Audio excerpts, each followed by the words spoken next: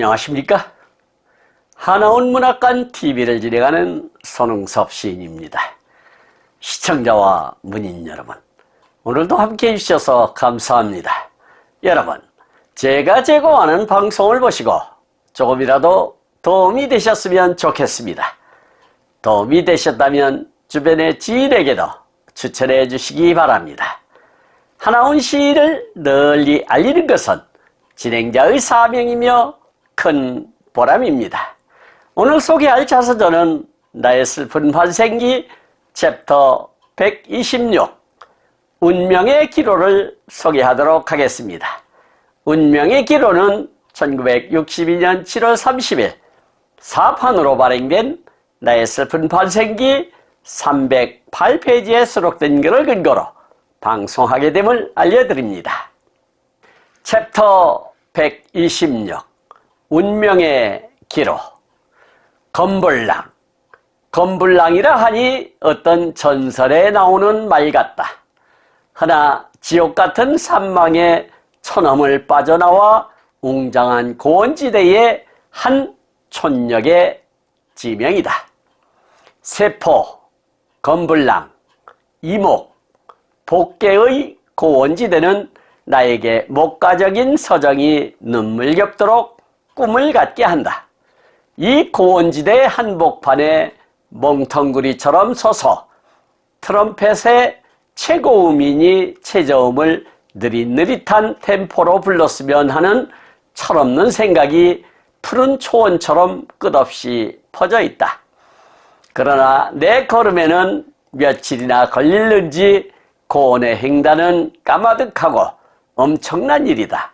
길없는 초원을 횡단하는 막연함은 그래도 지옥 같은 산방길보다는 쉬운 길이라 하지만 아득히 막막한 고원에 검은 구름이 낮게 덮고 훈선 같은 비가 내리는 고원은 하늘이나 푸른 초원이나 모두 절망에 젖는 슬픔이 빛으로 있고 그것은 흡사한 내 마음과도 같다. 사람이 없는 무인지경인 초원의 비탄은 나를 삼켜버릴 것만 같다. 맨발로 걸은 까닭으로 발바닥이 이리 찢기고 저리 찢겨서 상처가 되었다. 피가 줄줄 흐르고 끝내는 발바닥이 벗겨지고 다리가 뚱뚱 부었다. 임파선마저 부어 보행불능의 지경이 되었다. 심한 오한에서 오는 고열에 그냥 초원의 풀잎가에 쓰러졌다. 한 발자국도 앞으로 갈 수가 없다. 죽어도 가야 할 정도로 이 북한 땅을 한시바삐 탈출해야 할 어찌할 수 없는 막가 내하의 길을 내가 쓰러져도 영원만이라도 자유의 천지를 찾아 탈출하여야 한다. 정말로 파랑새가 되어 가고픈 하늘과 땅으로 마음대로 날아가고 싶다. 육체는 부서져도 좋다. 내 정신의 의지로서 굳세게 싸워 가야 하는 마음을 일으킨다. 발바닥으로서는 도저히 걸을 수가 없어서 발 뒤꿈치로 걷는다. 발 뒤꿈치로 걷는 것은 사후 강직된 다리처럼 삐덩삐덩한 다리를 목마 타듯이 뚜벅뚜벅 걷는다. 이 초원은 정말로 나를 삼켜버릴 것만 같다. 훌렁까진 피투성이 발바닥의 뒤꿈치로 간다는 것은 온 신경을 끊어놓는 것을 의미하는 것 같이 혹심한 고통을 주는 것이다. 이 고통과 비 맞고 굶주리며 걷는다는 것은 목숨을 깎아먹는 것 같은 고행이다. 하늘은 나에게 지독한 형벌을 주는 것이다. 수도자 이상의 고행을 주니 무슨 전생에 업보란 말인가. 보게를 지나 철원까지 지옥의 길을 목숨을 걸고 걸어왔다.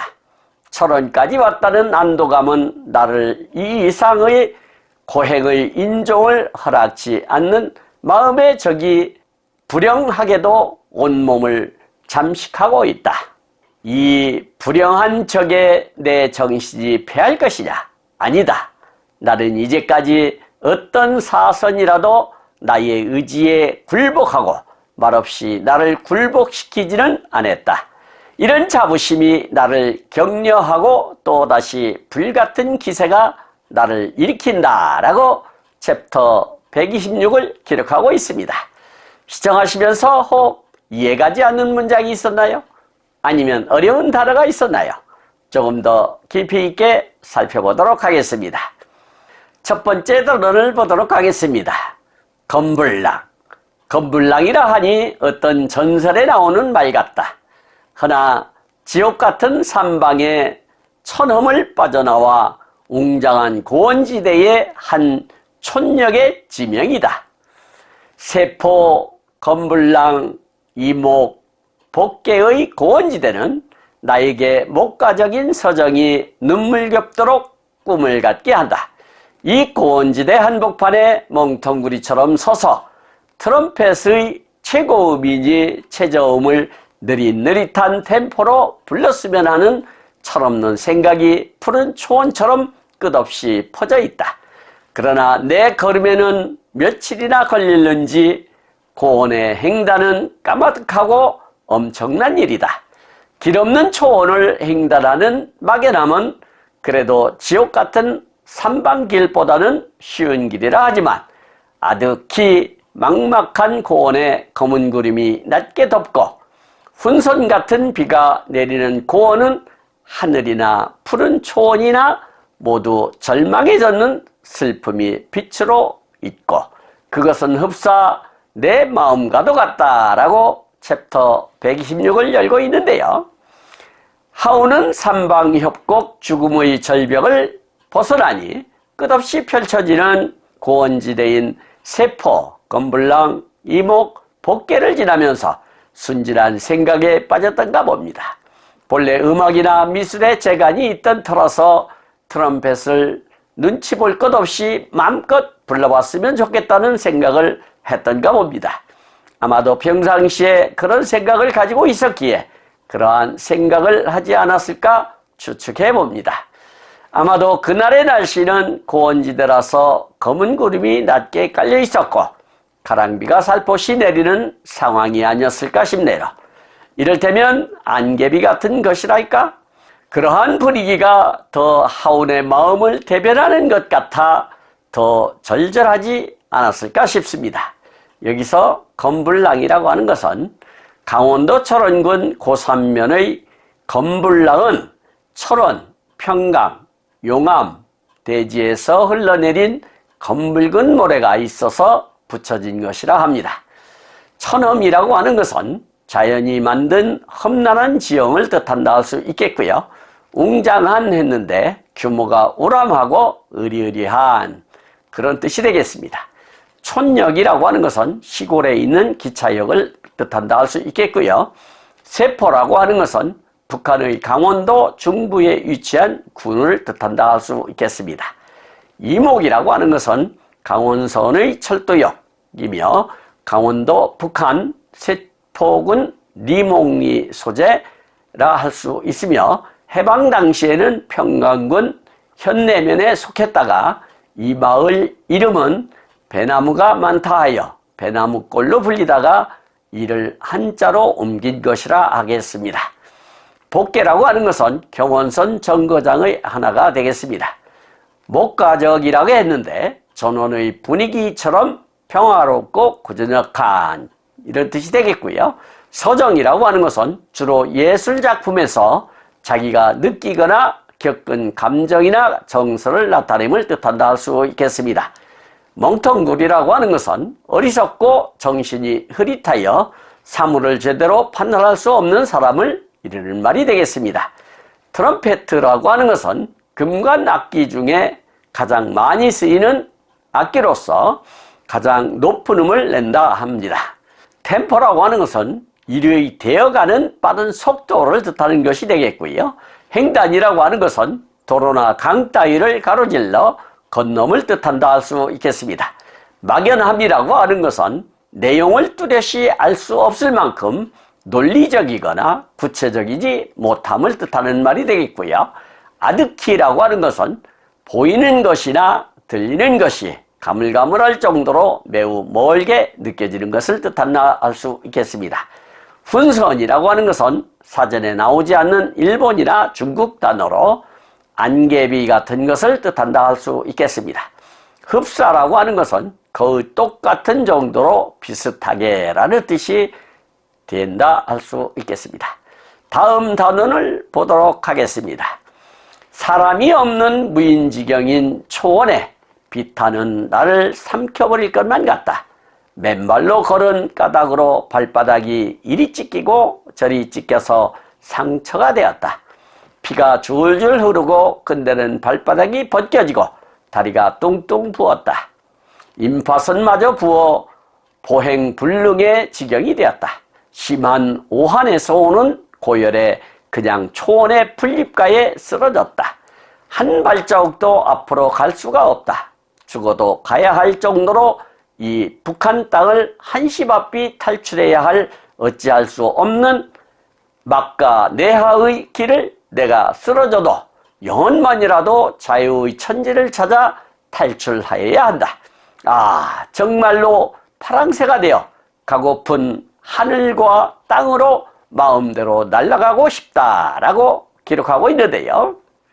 고원지대는 막막한 평원지대다 보니 오가는 사람도 없는 곳이었던가 봅니다. 산방부터 맨발로 걷다 보니 물집이 터져 발바닥 가죽이 벗겨져 피가 줄줄 흐르는 상황까지 되어 그만 풀숲에 쓰러졌다고 하네요. 진행자는 그 상황을 충분히 이해할 수 있을 것 같습니다.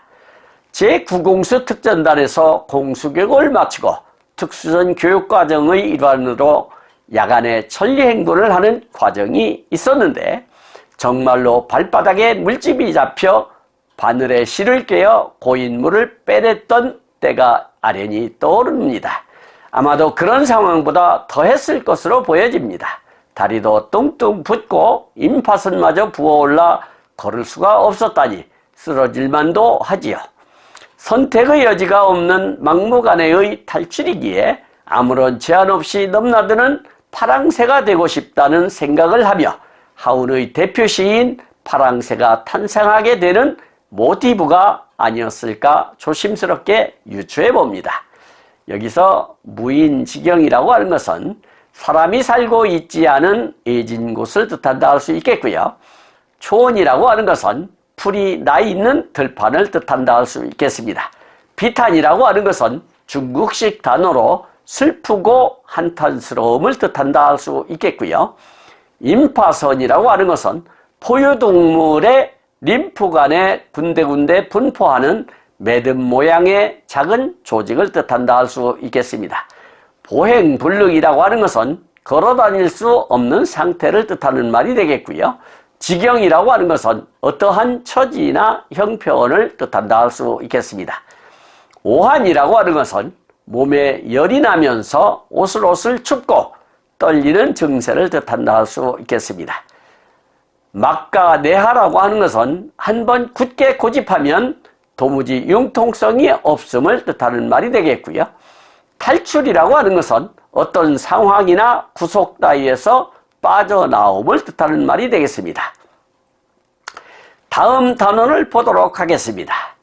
육체는 부서져도 좋다. 내 정신의 의지로서 굳세게 싸워 가야 하는 마음을 일으킨다. 발바닥으로서는 도저히 걸을 수가 없어서 발 뒤꿈치로 걷는다. 발 뒤꿈치로 걷는 것은 사후 강직된 다리처럼 뻐덩뻐덩한 다리를 목마 타듯이 뚜벅뚜벅 걷는다. 이 초원은 정말로 나를 삼켜버릴 것만 같다. 훌렁까진 피투성이 발바닥의 뒤꿈치로 간다는 것은 온 신경을 끊어놓는 것을 의미하는 것 같이 혹심한 고통을 주는 것이다. 이 고통과 비맞고 굶주리며 걷는다는 것은 목숨을 깎아먹는 것 같은 고행이다. 하늘은 나에게 지독한 형벌을 주는 것이다.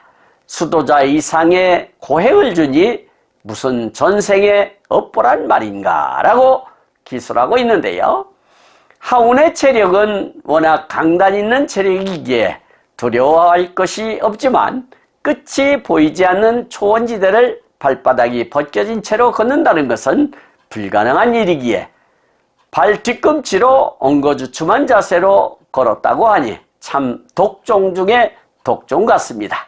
아니 자유를 갈망하는 힘의 원천이 아니었을까 싶습니다. 비를 맞으며 끼니도 제대로 먹지 못한 상황에서 걸을 수 없는 극한의 처지에서도 북한을 탈출해야겠다는 일념 하나만으로 버텨온 이 길이 수도자의 고행으로 느껴져 전생의 업보까지 들춰가며 자책을 했던 것이 아닐까 싶네요. 이렇게라도 남쪽으로 넘어가야만 제대로 된 삶을 살 수 있다는 강인한 정신력이 바탕이 되었기에 자유라는 소중한 가치를 얻게 되었겠지요.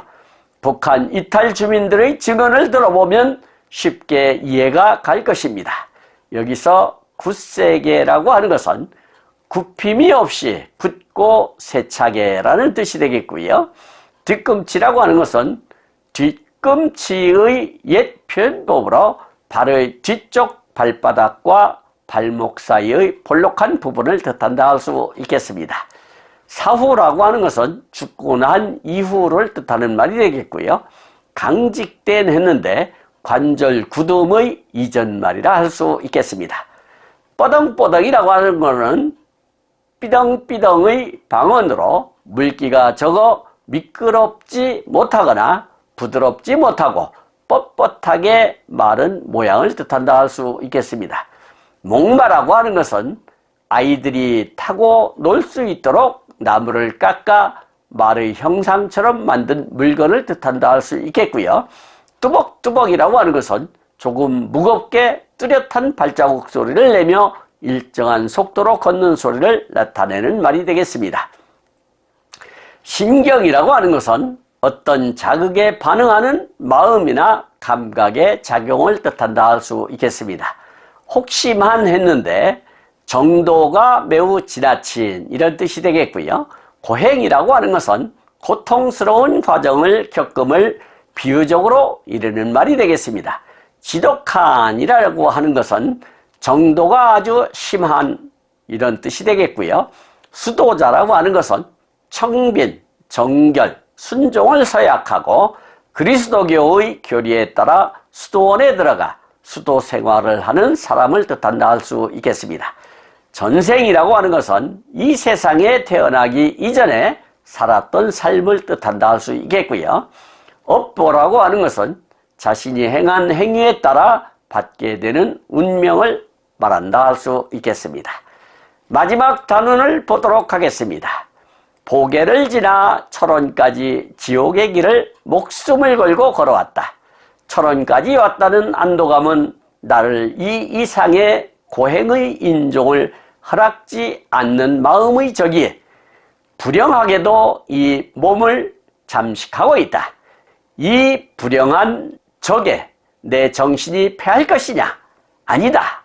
나는 이제까지 어떤 사선이라도 나의 의지에 굴복하고 말없이 나를 굴복시키지는 않았다. 이런 자부심이 나를 격려하고 또다시 불같은 기세가 나를 일으킨다라고 챕터 126을 마감 짓고 있습니다. 하우는 고원지대 대평원의 막바지에 도달하여 남한과 접하고 있는 철원까지 악전 고투 끝에 도착하게 되었나 봅니다. 하우는 고백컨대 자신이 마음먹은 일을 자신 스스로 해태하거나 철회한 적이 없다고 하네요. 그만큼 강직하고 고지식한 성격의 소유자라는 것을 미뤄 짐작할 수 있는 대목 같습니다. 자신의 의지를 이루어냈다는 자부심을 하운 자신도 자부심을 느끼고 스스로를 격려하고 싶은 심정이었던 것 같습니다. 그 뿌듯함이 다시 불같은 힘으로 용솟음 쳤지 않았을까 생각됩니다. 이제 코앞에 닥쳤으니 마지막으로 젖먹던 힘까지 쏟아부어 자유의 품에 안기길 기도하며 응원을 보냅니다. 여기서 철원이라고 하는 것은 강원도 북서부에 있는 군으로서 양자업이 발달하였으며 철원 평야 일대에서 쌀이 많이 생산된다 합니다. 명승지로는 도피안사, 삼부연 따위가 있다 합니다. 안도감이라고 하는 것은 불안한 마음이 가시고 걱정이 없이 편안한 느낌을 뜻한다 할 수 있겠고요. 인종이라고 하는 것은 묵묵히 참고 따름을 뜻한다 할 수 있겠습니다. 불영이라고 하는 것은 불령의 원래 음으로서 부정이라고도 읽으며 뜻은 불평이나 불만을 품고 제 마음대로 행동함을 뜻한다 할 수 있겠습니다. 잠식이라고 하는 것은 누에가 뽕잎을 조금씩 먹어 들어가는 것처럼 점차 조금씩 침입하거나 차지함을 이르는 말이 되겠습니다. 사선이라고 하는 것은 죽을 고비를 뜻하는 말이 되겠고요. 굴복이라고 하는 것은 눌려서 주장이나 뜻을 굽히고 복종하다라는 뜻이 되겠습니다. 자부심이라고 하는 것은 자신의 가치나 능력을 믿고 당당히 여기는 마음을 뜻하는 말이 되겠고요. 격려라고 하는 것은 용기나 힘 따위를 복돋아줌을 뜻한다 할 수 있겠습니다. 기세라고 하는 것은 힘있고 기운차게 뻗는 형세를 뜻한다 하겠습니다. 지금까지 함께 하신 시청자와 문인 여러분 감사합니다. 제가 하나온 문학관 TV를 방송하는 이유는 고난과 역경을 딛고 문학의 꽃을 피우신 하나온 시인을 널리 알리기 위해서입니다. 여러분의 주변이나 하나온 시인에 관심 있으신 분께서는 인터넷 포털 다음의 카페에서 하나온 문학관을 검색하여 가입하시면 고 하나온 시인에 대한 다양한 자료를 접할 수 있으며 많은 시인과 문학 활동을 함께 할 수 있습니다. 그리고 유튜브에서 하나온 문학관 TV를 검색하시면 하나온 시인의 진면목을 발견하실 수 있습니다. 다음 제319화는 하나온 시인의 자서전 나의 슬픈 발생기 마지막 챕터 127 자유는 차적것만을 소개하도록 하겠습니다. 그리고 광고 말씀드리겠습니다. 하나온 문학관에서는 화면의 사진과 같이 문인의 등용문인 제호 파랑새라는 문학지를 6월 20일경과 12월 20일경 두 차례 발간하고 있습니다. 화면의 안내와 같이 2025년 후반기에 발행하는 파랑새 제12집에 기고하여 주시기 바랍니다. 더욱더 알찬 내용으로 찾아뵙겠습니다. 감사합니다. 진행의 손흥섭이었습니다.